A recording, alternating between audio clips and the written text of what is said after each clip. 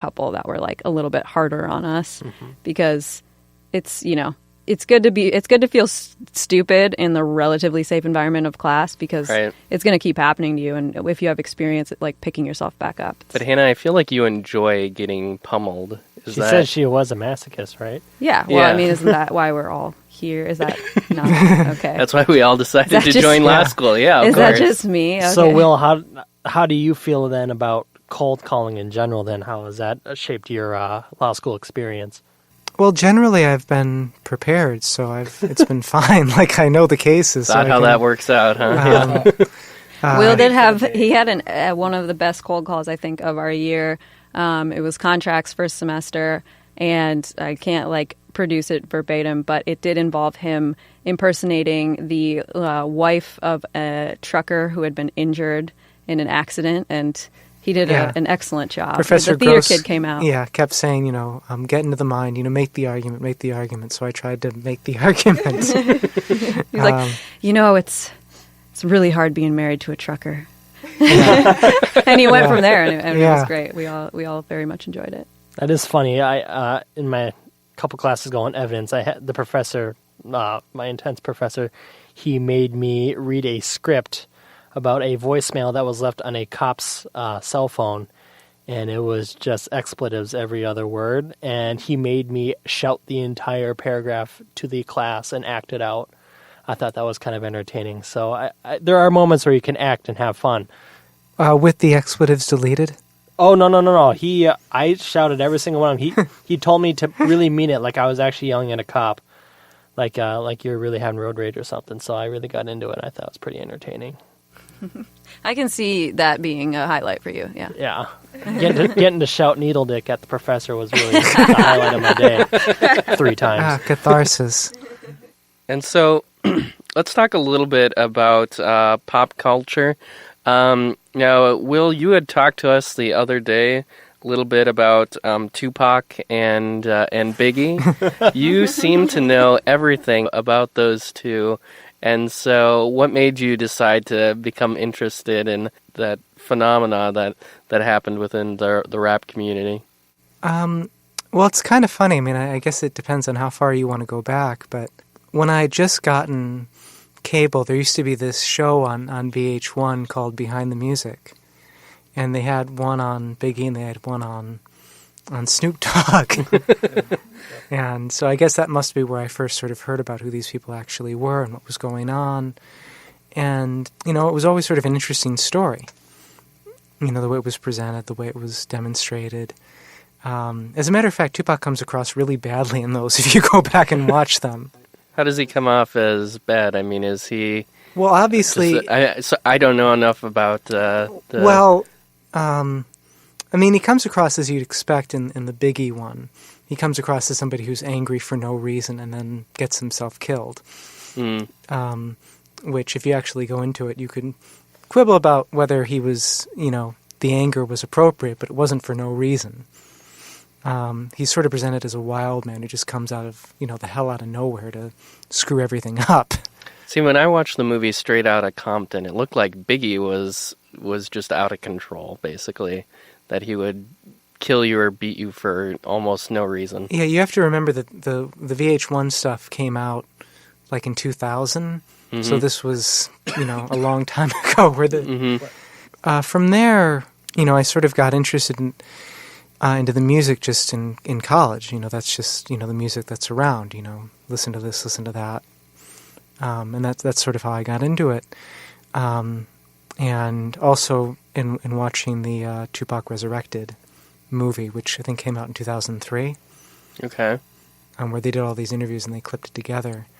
But I think it's a really, fascinating story. I mean, it's a very dramatic story and compelling, Can you conclusively tell us who killed Tupac? I'm about 90% sure. Okay. On that one. What is that 90%? Orlando Baby Lane Anderson. Who in the world is that? He was a Southside Compton Crip who Tupac beat up about 20 minutes before the shooting or an hour before the shooting. Yeah, that makes him a good suspect, huh? Yeah, he's always been the top suspect. Like, since 96, there have been informants saying, Baby Lane did it, Orlando did it. In fact, the Shakur estate actually sued Orlando Anderson. They filed a wrongful death lawsuit against him. So Tupac's estate Said that he did it. Okay, so they sued him in a civil trial. Yeah. It didn't go anywhere because he hadn't been arrested or charged with it, so they couldn't, they didn't have more evidence than the police did to say he did it. But in 2008, I think, one of the co-conspirators, Orlando's uncle, Dwayne Keefe D. Davis, in the context of a proper hearing where you're basically allowed to say whatever you need to say without being prosecuted for it, confessed. And the interesting thing about that confession is he actually claims that Sean Combs, Diddy, paid for it. So he hired him to do the Yeah, hit. he paid for the hit. He put out a $1 million hit on Tupac Shakur and Suge Knight.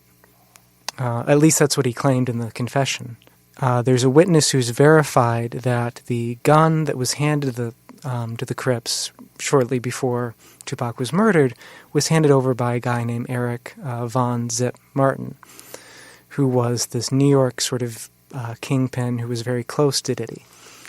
So you can make of that of what you want. Obviously he wasn't doing that, to be a decent guy.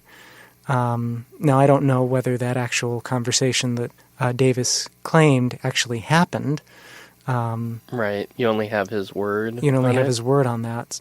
But there's a lot of corroborative evidence that points squarely in the direction of at least the Southside Compton Crips, and whether it was Orlando Anderson who did it, whether it was somebody else in the car who actually pulled the trigger, it's sort of unknowable. But that seems to be the most likely claim as to what happened. There are other sort of bizarre conspiracy theories out there which make no sense because they claim that the beating was staged and like the people who were setting up the murder had some very complicated plan where they were going to have a beating take place and then so they could send him to prison but then kill him and then kill Biggie to cover up the fact they killed Tupac, which strikes me as a really bad plan. Well, there's conspiracy theories that Tupac is still alive, right? He's not. There's he's not. Can we step back for one second? If anyone can give, just for those of us or the listeners who are not versed in this, like a 30-second intro rundown of who Tupac and Biggie are and why this matters. Yeah, they were famous rappers back in the 1990s, probably the most successful rappers in that 94 through 96 period. Christopher Wallace and Notorious B.I.G. was the main star of Sean Combs' Bad Boy Records label. Tupac was originally on Interscope, but he later signed and is probably most well known now for his time on Death Row Records. And they were originally close until the November 1994 shooting that Tupac claimed that Biggie had prior knowledge of and did not protect him from. And that was the first time Tupac was shot, but he wasn't killed in that one. So wait, killed. Who was East Coast, who was West Coast? East Coast would be Bad Boy and West Coast would be Death Row. And there was a pre-existing fight between Suge Knight, who was the head of Death Row Records, and Diddy, who was the head of Bad Boy, stemming from a whole series of things, including the murder of a close friend of Suge Knight's, I think his name was Jake Robles, I think his name was. Okay, so East Coast is Biggie. Yeah, and Biggie. Tupac is West Coast. Yeah. And who died first? Tupac did, September 1996. And then what happened to Biggie? He was murdered as well, but that is a little bit less clear. There's never been, pretty much from day one, every informant and everybody with a position to actually know said it was Orlando Anderson who killed Tupac. It was really pretty obvious pretty quickly. Like, he actually went on television and was interviewed. Did you kill him? No, I didn't. He's, smirking. His, tongue sticking out. He's like, no, I didn't. So, and the police never brought charges? Is there any thought that they even investigated very heavily? They did investigate, but they needed more evidence. They needed more corroborative witnesses. They also didn't have the connections in sort of the Compton gang world to actually have the information they needed to bring charges. And Orlando Anderson was murdered himself in 1998, so there was only that sort of 2-year window in which they could have done that. And do they know who murdered Orlando? Yeah, it was it was a drug deal gone bad or some other gang members who did it. I mean, he was a very violent person, as you can gather. He was wanted for like 3 other murders, and another shooting took place, and he ended up being killed. How long were the killings of Tupac and Biggie? Was that a month? Between September and March, so I don't want to do the math right now. 6 months. Yeah. So does that help, Hannah, now that you're fully educated in the Biggie Tupac? Yes, I feel much smarter. Thank you. Play some jams or something in between. Yeah. Oh, yeah, that would be Yeah. good. If we could get that. Yeah, if not, I would definitely play a snippet of Long Kiss Goodnight, which was sort of a diss track that Biggie released, just before he died, which may in fact explain part of the reason why he might have been killed, because he said it on the radio in California like a few days before he was shot, which may not have been the best idea. But he actually says, "Look what you made me do. My team in the Marine Blue, weeding out, cleaning out." Like, it's pretty obvious what he's talking about there. So was Biggie the better rapper? They're stylistically different, so it's sort of hard to say. I know that's a. Isn't it kind of culturally that people think of Tupac as a better rapper? I mean, he seems to be much more of a phenomenon than Biggie. Well, he's definitely the more interesting persona. I mean, the difference is that, you would listen to... I mean, I would listen to an interview with him.